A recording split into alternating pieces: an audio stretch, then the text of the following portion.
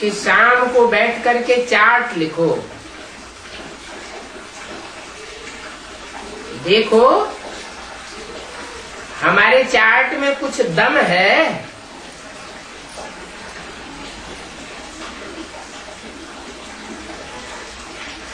लिख ही नहीं सकते कि हमारी याद की यात्रा दमदार है, निरंतर याद वाली है, अव्यभिचारी याद वाली है। ये लिख ही नहीं सकते। क्यों?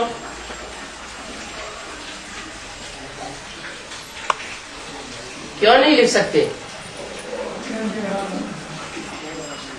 करते नहीं तो नहीं लिखते हैं? करते नहीं तो नहीं कैसे लिखेंगे? नहीं,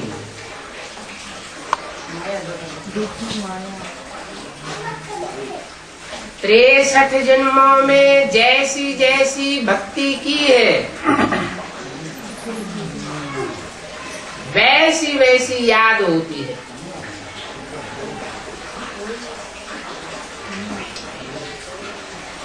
नौधा भक्ति की है, निरंतर याद की है,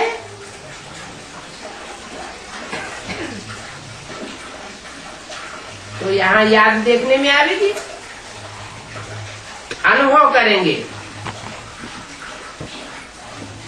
कि हमारी याद में टिकाऊपन है। याद के अर्थ को भी बहुत बच्चे समझ नहीं सकते हैं। अभी बच्चों को डिफिकल्टी होती है बाप की बात पर, क्योंकि गीता में दिखाया है अर्जुन और कृष्ण वास्तव में बच्चे जानते हैं कृष्ण भगवान को याद करने की बात नहीं है।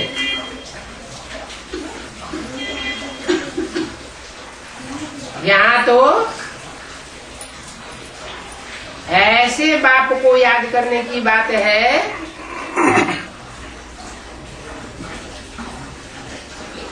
जो निराकार है, निराकारी, निर्विकारी और निरहंकारी है। बाप आए हैं संगम युग पर तुम बच्चों को राजयोग सिखाने। अभी अर्जुन कौन है? जिसके रथ में राजयोग सिखाया। कोई ने कहा ब्रह्मा,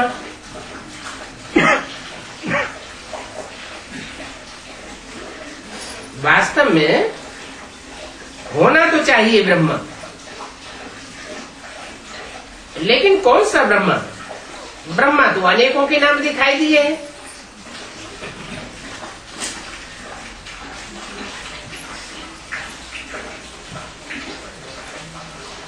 प्रजापिता ब्रह्मा एक ही होता है, सारी प्रजा का पिता। तो जरूर प्रजापिता ब्रह्मा के बच्चे ब्राह्मण ब्राह्मणियां चाहिए। प्रजापिता ब्रह्मा ही है, ऐसे नहीं प्रजापिता ब्रह्मा नहीं है। कैसे? प्रजापिता तो पिता है, ब्रह्म माने बड़ी, माँ माने माँ कहाँ है?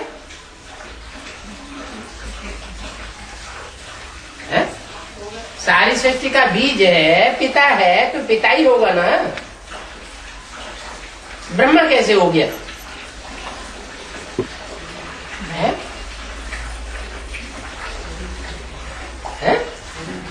शरीर लिया,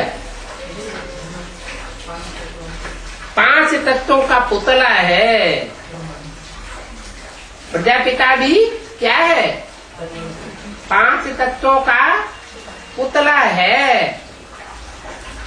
और उस 5 तत्वों के पुतले में सुप्रीम सोल बाप प्रवेश करते हैं, पंचभूतों का आधार लेते हैं। तो प्रवेश करने वाला वो निराकारी बाप, और जिसमें पहले पहले प्रवेश किया वो साकारी बाप।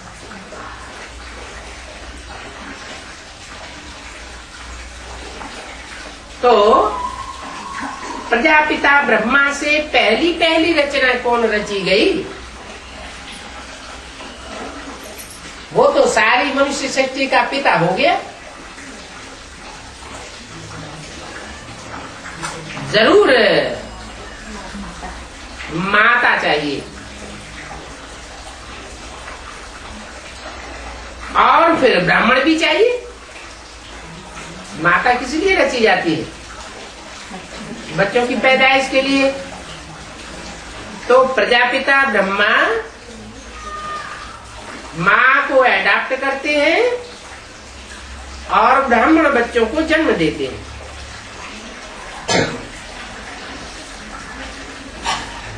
वास्तव में अर्जुन का नाम कृष्ण का नाम नहीं होना चाहिए। कभी कोई एक मनुष्य का फीचर दूसरे जन्म में वो फीचर मिल ही नहीं सकता। ये सब बातें भी तब माने जब ये माने कि भगवान एक कोई कहा जाता है।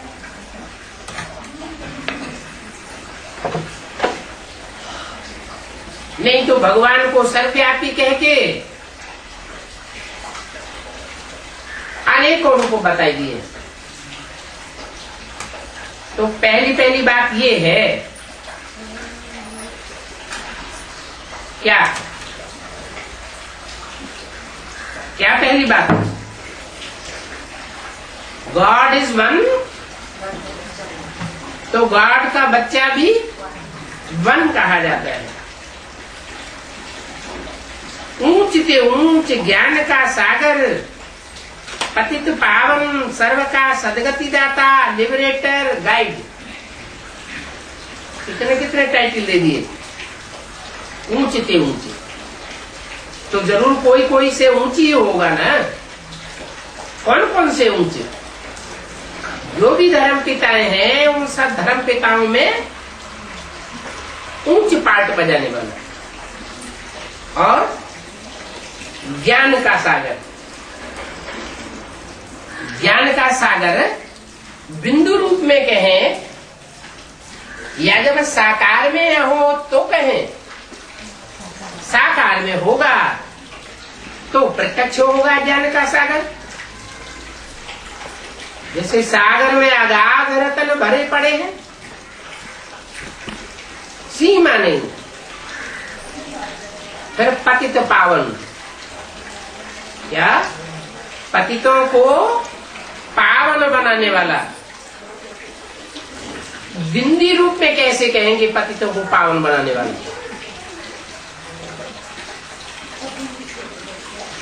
बिंदी को कहेंगे उस साकार में प्रवेश करे तब पतितों को संग के रंग से पावन बना दे। फिर सर्व का सदगति दाता,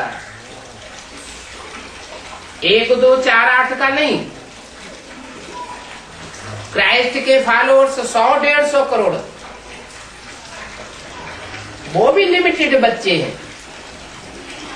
उनकी भी वो सदगति गति नहीं करता। और ये बाप सबकी सदगति दाता। कम से कम एक जन्म की सदगति सबकी होती है। सदगति अर्थात सच्ची गति, ऐसी गति, ऐसा जन्म जिसमें दुख लेश मात्र को न मिले, सुख ही सुख मिले। ऐसा सदगति दाता लिबरेटर गाया हुआ है। कैसे लिबरेट करते हैं? लिबरेटर माने छुड़ाने वाला, दुख दर्दों से छुड़ाते हैं। मनुष्यों की बुद्धि में कृष्ण और अर्जुन ही आवेगा। तो पहले बाप का परिचय दो। ये बाप बाप है, बच्चा कृष्ण नहीं है। फिर बताओ कि ब्रह्मा द्वारा ब्राह्मण रचते हैं, जरूर ये गुह्य बातें हैं, इसलिए बाप समझाते हैं पहले पहले अलग को समझाओ।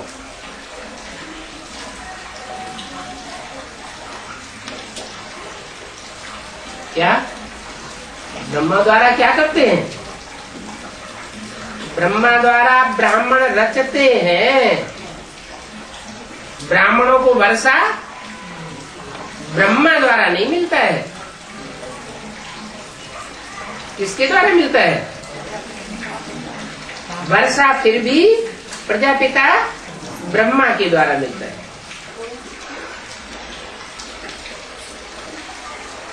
तो पहले पहले अलग को समझाना पड़े। अलग माना खड़ा डंडा, वे माना पड़ा डंडा। ब्राह्मणों की संगम की दुनिया में भी अलफ आदि में भी खड़ा हुआ है, मध्य में भी खड़ा हुआ है और अंत में भी खड़ा हुआ है।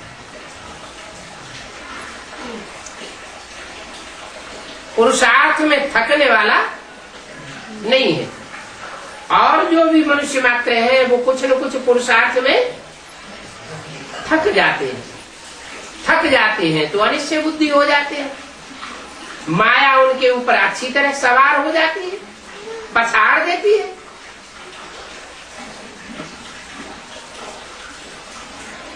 तो सब किसकी औलाद हुए हैं? उस समय माया की औलाद हो जाते हैं। इसलिए बोला हिम्मत नहीं हारनी चाहिए। जो यहाँ हिम्मत नहीं हारेगा, बल माया पछाड़ देती है। जैसे साइकिल पे चढ़ने वाला सीखता है तो गिरता है और फट से फिर सवार हो जाता है, तो उसको हारा हुआ कहेंगे नहीं। जब तक हिम्मत नहीं हारा है उसको हारा हुआ नहीं कहा जा सकता। इसलिए दिखाते हैं कि युद्ध भूमि में जो पीठ दे करके भागता है वो है हारा हुआ, और जो लड़ते लड़ते बल शरीर में त्याग देना पड़े लेकिन अंदर में इच्छा क्या भरी रहती है, मैं विजयी बनूंगा, तो अंत मते सो गति, अगला जन्म फिर मिलता है, फिर युद्ध करता है। हिम्मते बच्चे मदद बाप। बातें जरूर ये गुह्य बातें हैं, अलग को नहीं समझा है तो बे की बात ही नहीं उठती है। जब अलफ का पता पड़े तो हेवनली गॉड फादर का पता पड़े।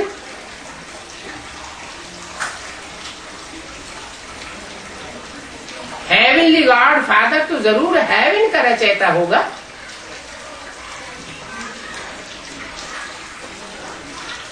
नरक का रचयिता तो नहीं होगा।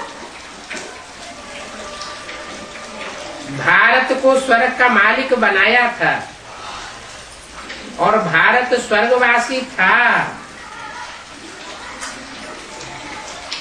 अभी कहाँ का वासी बन गया? अभी नरकवासी बन गया। आर्ग्यू करते हैं कि स्वर्ग कब था। अरे उनको समझाना पड़े, स्वर्ग तब था जब सदा स्वस्थिति में रहने वाले ने आकर के राजयोग की पढ़ाई और पढ़ने वालों ने स्वस्थिति को प्राप्त किया तो स्वर्ग बना। देवान में रहेंगे तो स्वर्ग की अनुभूति कर ही नहीं सकते। वो तो सत्य को बहुत लंबा ले जाते हैं। कहते लाखों वर्ष हुए।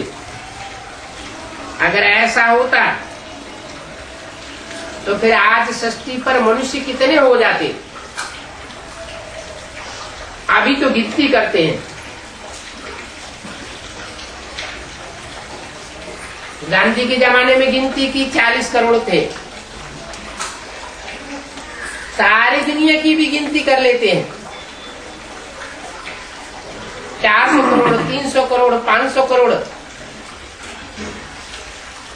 तो अनगिनत तो नहीं कहेंगे। अगर लाखों वर्ष की सृष्टि हुई होती तो अनगिनत हो जाते। गिनती का सवाल ही पैदा नहीं होता। बाप कहते हैं बच्चों तुम अपने जन्मों को नहीं जानते,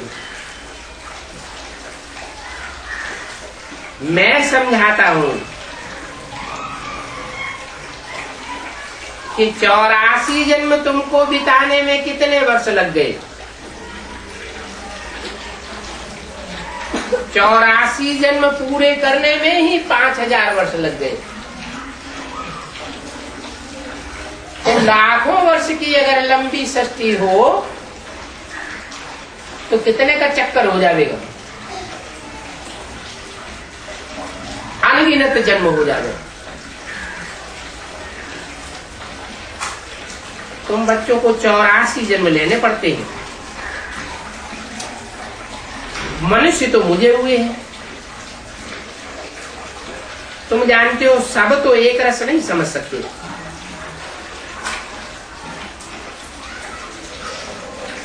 तुम बच्चों को बार बार निमंत्रण भी मिलते हैं। कहते हैं गुलजार को, मनोहर को समझाने के लिए हमारे पास भेजो। तो सिद्ध करना है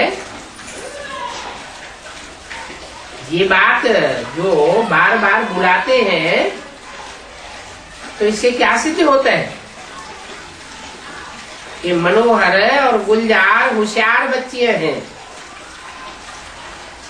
जिनको बार बार बुलाते हैं।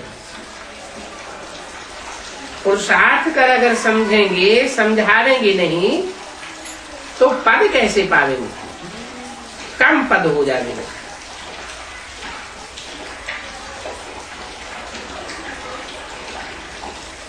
मुफ्त में तो किसी को भी नहीं मिल सकता। मेहनत करेंगे तो प्राप्ति करेंगे। तो पुरुषार्थ करके मेहनत से वर्षा पाया जाता है। लौकिक में बच्चा जन्मता है और वर्षे का हकदार बन जाता है, और यहाँ सिर्फ जन्म लेने से वर्षे का हकदार नहीं बनेंगे। जन्म लेने के बाद पुरुषार्थ भी करना पड़ेगा।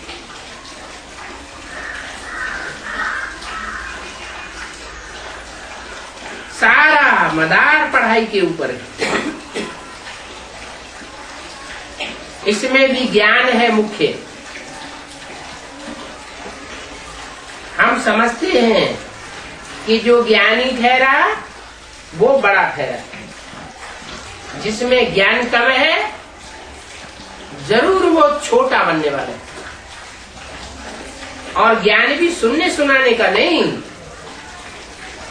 कि सुन लिया, सुनाई लिया, समझ लिया, समझाई दिया, नहीं, धारण करने वाला भी है। धारणा में भी, जीवन में ज्ञान देखने में आता हो तो मेहनत की बात है। बाप कहते हैं मन मना भव। जो मन मना भव बनेंगे वो मध्य आदि भव भी बनेंगे। जितना मन मेरे में लगा होगा उतना मध्यादि भव भी बनेंगे। क्या मतलब? जहां हमारा मन होगा वहां हमारा तन और धन दोनों जावेगा। मन दिल, कहते ना हमारी दिल आ गई, तो दिल आ गई तो हमने सब कुछ न्यौछावर कर दिया। तो जहां दिल आ जाती है वहां तन और धन लगाना कोई मुश्किल काम नहीं होता है। मन मना भव बनेंगे तब ही मध्यादि भव बनेंगे। मध्यादि भव माना मेरे में सब कुछ यजन करने वाला बन। यजन करना माना स्वाहा करना। क्या क्या स्वाहा करना? तन मन धन समय संपर्क संबंध है, जो भी शक्तियां हैं उन सबको मेरे लिए अर्पण कर दे। तो कहेंगे मध्यादि भव हुआ। विकर्म विनाश होने का और कोई रास्ता नहीं है। क्या? पाप कर्म भस्म कब होंगे? जब मनमना भव के साथ साथ मध्यादि भव भी बन जाए तो पाप कर्म सब भस्म हो जाएगा। इसलिए कहते हैं सिर्फ माम एकम याद करो और कोई दूजम को याद न करो। मेरे को याद करेंगे तो प्रैक्टिस होते होते एक ऐसी स्थिति आ जाएगी कि तुम्हारी सारी शक्तियां मेरे में स्वाहा हो जाएगी। तन भी स्वाहा हो जाएगा, मन भी स्वाहा हो जाएगा, धन भी स्वाहा हो जाएगा। जो भी संपर्की हैं उन संपर्कियों से तुम जो काम लेते हो अपनी भलाई के लिए या दूसरों की सेवा के लिए, वो संपर्कियों की सारी शक्ति ईश्वरीय सेवा में लगा देंगे। जो संपर्क में आने वाले हैं उनकी शक्ति भी जाया नहीं जाने पाएगी और संबंधियों की भी सारी शक्ति लगा देंगे। तो सिर्फ मामी कम याद करो। बच्चों को कोशिश करके अलफ के ऊपर ठहराना है। क्या? एक होता है अलफ, एक होता है बे, फिर आगे और भी अक्षर है बहुत। बे पे ते ते से जीन चे ढेर सारे अक्षर। उनके ऊपर ठहराने की कोशिश नहीं करना। किसके ऊपर मेहनत लगानी है? अलफ को समझाने की मेहनत लगानी है। ये भी नहीं कहा कि नुक्ता को समझाने की मेहनत करनी है। नुक्ता माने बिंदी। बिंदी को क्या समझाएंगे? मेरी आत्मा का नाम बिंदी है, बिंदी का नाम आत्मा शिव है। उसको समझावेंगी क्या? जब प्रवेश करे तो समझ में आवे कि ये क्या क्या कार्य करता है, क्या बायोग्राफी है, क्या जीवन कहानी है। तो अलग पर ठहराना है, नहीं तो समझना चाहिए कि ये अलग पर नहीं ठहरता है। बुद्धि बार बार इसकी तिरक जाती है। तो क्या समझना चाहिए? किसी को हम कोशिश करते हैं अलफ का पूरा परिचय देने की और उसकी बुद्धि में वो अलफ नहीं ठहरता है, तो उसके बारे में क्या समझना चाहिए? है? हाँ, ये हमारे कुल का नहीं है। इसके पीछे माथा मारना बेकार है। फालतू माथा भी मारते रहे और अंत में ये हमको धोखा दे जाएगा।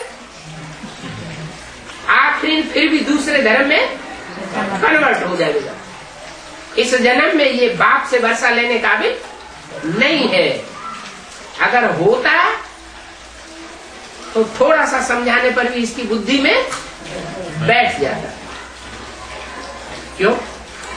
कोई की बुद्धि में थोड़ा सा समझाने से बैठ जाता है और कोई की बुद्धि में रोज रोज समझाते रहो, रोज रोज पकड़ते रहो, फिर भी वो तिरक जाता है। ऐसा क्यों होता है? नहीं, हमारे कुल का क्यों नहीं है? हम बना के छोड़ेंगे, हमारे कुल का क्यों नहीं बनेगा? है? नहीं, पूर्व जन्मों में ये बाप के कनेक्शन में आया ही नहीं होगा। जन्म जन्मांतर बाप से संबंध इसने जोड़ा ही नहीं होगा। संपर्क संबंध में पूर्व जन्मों में जो आत्मा जितनी जास्ती आई होगी राम और कृष्ण के संपर्क संबंध में, उसकी बुद्धि में जल्दी बैठेगा। उनमें भी जो बाप के जन्म जन्मांतर के साथी होंगे उनकी बुद्धि में न बैठे ये बात हो ही नहीं सकती। इसलिए कहते हैं बनी बनाई बन रही है और अब कछु बननी ना, नई कोई बात नहीं बनेगी।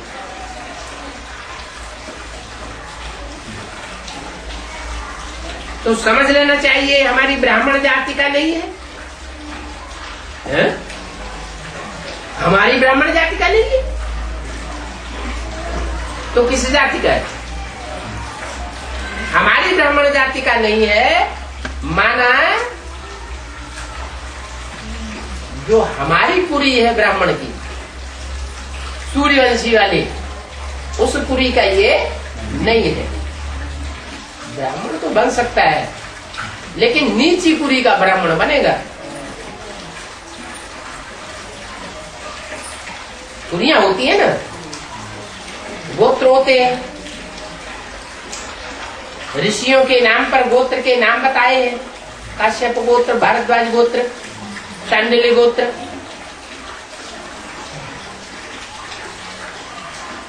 हम ऊंच कुल के बच्चे हैं, हम बाप के पहले पहले कुल के बच्चे हैं। हमने तो जैसे ही हमको किसी ने सुनाया और फट से हमारी बुद्धि ने कैच कर लिया। दुकान पर माल दिखाने जाते हैं ना,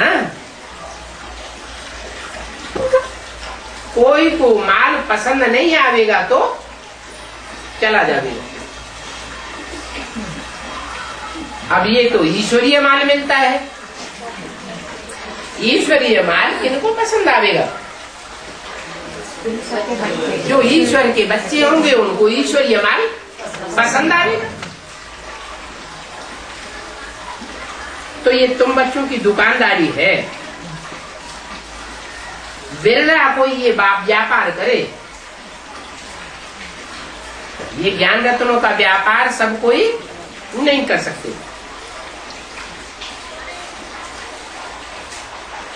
तो ये व्यापारी भी है, सर्राफ भी है, ये धोबी भी है,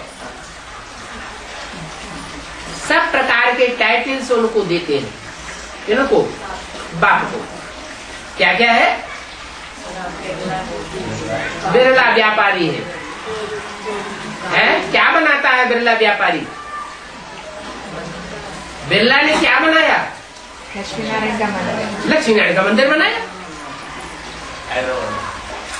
हैदराबाद में क्या जगह जगह सब जगह हर जगह बनाया।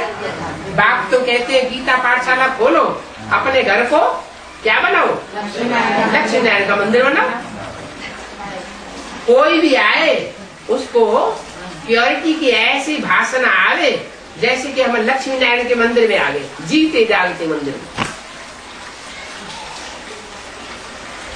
तो ये बिरला व्यापारी लक्ष्मी नारायण के मंदिर बनाता है। ये सर्राफ भी है। सर्राफ क्या करते हैं? है? जो रतन होते हैं ना, वो नगीनों में जड़ते हैं। असली नकली की उनको पहचान होती है। ये असली सोना है, ये नकली सोना है, ये असली चांदी है, ये मिक्स वाली है।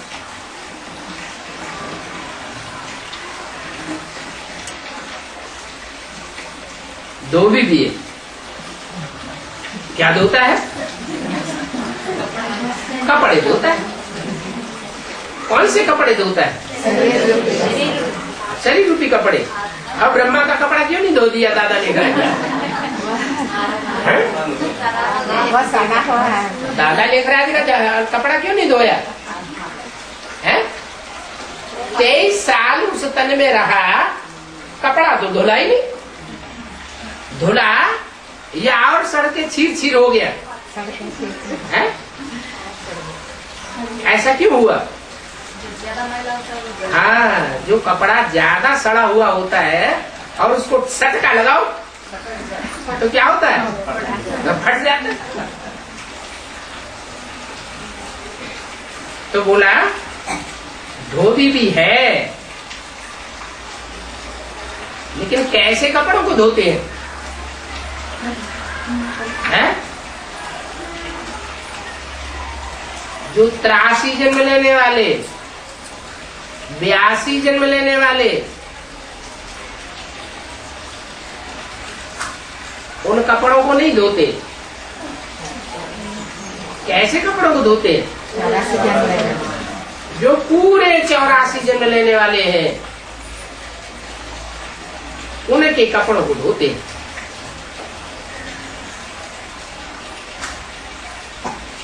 ये सारे टाइटल उनको दे सकते हैं।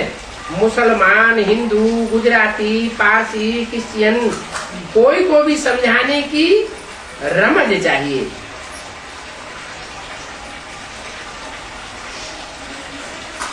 सबका गॉडफादर एक ही है।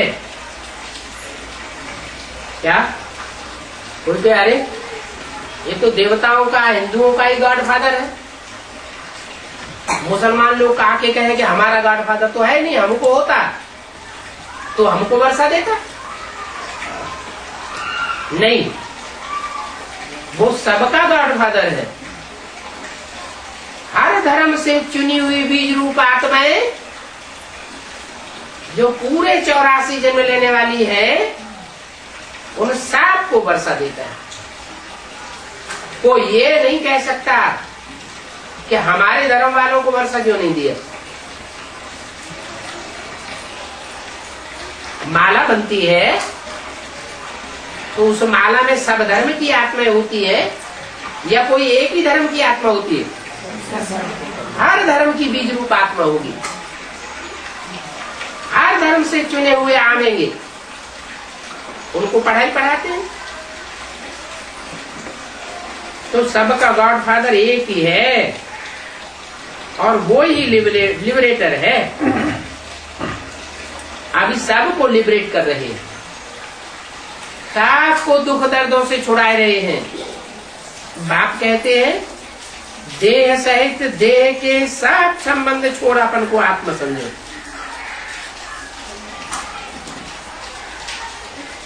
लिबरेट कब बनेंगे? लिबरेट कब होंगे? छूटेंगे कब? जब देह सहित देह के सब संबंधों को, देह के सब पदार्थों को भूल जावे, कोई की आस न रहे। अभी चेकिंग करते हैं तो क्या पाते हैं? देह देह के संबंधियों की आस कुछ न कुछ बनी रहती है। उसकी बीमारी ठीक हो जाए, ये ज्ञान में चलने लगे, ये पैसे से फला फूला हो जाए, ढेर सारी आशाएं। बाप कहते हैं अपनी देह के बारे में भी कोई इच्छा न रहे। देह भी जो है वो विनाशी है। इच्छा किसकी रहे? हमारी आत्मा का कल्याण हो जाए। इस जन्म में तो जो इस आत्मा के शरीर को जो प्राप्ति हुई है वो पूर्व जन्मों के सुकृत के आधार पर प्राप्ति हुई है। इस जन्म में भी कोई ने अच्छा कर्म किया है तो तीव्र कर्म की इच्छा होने पर इस जन्म में भी प्राप्ति होती है। लेकिन बाप इस जन्म की प्राप्ति कराने के लिए नहीं आया हुआ है। बाप कहते हैं मैं भविष्य के जन्मों के लिए तुमको माला माल करने के लिए आया। तो अल्लाह को याद करो, वो ही पतित पावन लिबरेटर गाइड है। कब सन्यासी को गाइड नहीं कहा जाएगा। गाइड वो जो साथ में ले जावे। अगर साथ में न ले जावे तो उसको गाइड नहीं कहेंगे, वो खुद ही भटक गया। ब्रह्मा को गाइड कहेंगे? क्यों? अधूरा गाइड कहेंगे। है? आधा स्वर्ग में ले गया, आधा भी स्वर्ग में नहीं ले गया। गाइड होते हैं ना, गाइड को साथ में लेते हैं कि हमको दिखाओ, चलो हम तुम्हारे साथ साथ चलते हैं, तो कुछ न कुछ गाइड करके दिखाते हैं ना। तो गाइड वो है जो हमको साथ में ले जाए। उन ब्राह्मण की बुद्धि में ही नहीं आता कि ब्रह्मा के द्वारा शिव बाबा गाइड बनते हैं या नहीं बनते हैं, स्वर्ग में ले जाते हैं या नहीं ले जाते हैं, नहीं ले जाते। फिर भी बाप ही पंडा है। बच्चे जानते हैं पांडव राजधानी अब नहीं है। अभी तो प्रजा के ऊपर प्रजा का राज्य है। इसे पूर्व राज्य कहा जाता है। किसका राज्य? कौरवों का राज्य है। कहते हमने ये किया, ये किया, ये किया, ये किया, किया कुछ भी नहीं।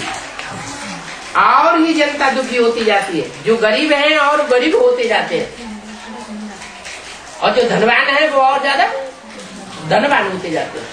धनवानों की संख्या दिन प्रतिदिन कम होती जाती है और गरीबों की संख्या दुनिया में दिन प्रतिदिन बढ़ती जाती है। तो तुम बच्चों को कोई को भी समझाने में डरना नहीं चाहिए। क्या डर जाते हैं? हरे गवर्नमेंट के मुंह पे हम ऐसी ऐसी बातें कहेंगे कि ये रावण राज्य है, ये कौरवों का राज्य है, ये चित्र छुपा दो, इस चित्र में से ये बात निकाल दो। तो डरने वाले स्वर्ग की स्थापना नहीं कर सकते। लिख दो, शिव भगवान वाच है। क्या हम नहीं बोल रहे हैं तो तुम हमको पकड़ो, जेल में डाल दो। कौन बोल रहा है? शिव भगवान वाच। अरे कौन है ये शिव जिसने बोला? बताओ। माउंट आबू से बोला। हमारे पास प्रूफ है। माउंट आबू की छपी हुई मुर्गी है। शिव भगवान आते हैं तो ब्रह्मा मुख से बोलते हैं। कहाँ से ब्रह्मा? अरे देखो सारी दुनिया में ब्रह्मा तुम्हारी ईश्वरी विश्वविद्यालय कहाँ से आ गए? झूठी बात है क्या? मानना पड़ेगा। तो डरना नहीं चाहिए। देखो तो शिव भगवान बात, फिर कोई बुझने की डरने की दरकार नहीं है। कई इस चित्र के आगे नहीं ले जाते हैं, दिखाना चाहिए। देखो और सब झंडे हैं